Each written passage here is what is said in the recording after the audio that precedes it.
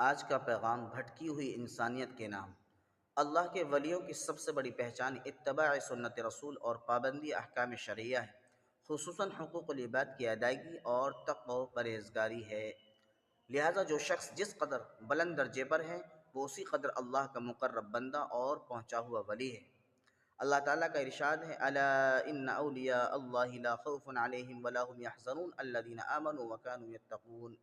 یاد رکھو، جو لوگ اللہ کے دوست ہیں، نہ ان پر ڈر ہے اور نہ وہ غمگین ہوں گے، اور وہ لوگ جو اللہ پر ایمان لائے اور اللہ تعالیٰ سے ڈرتے رہے۔ اس آیت کریمہ سے معلوم ہوا کہ تقوی و پرہیزگاری کے بغیر کوئی شخص اللہ کا ولی نہیں ہو سکتا۔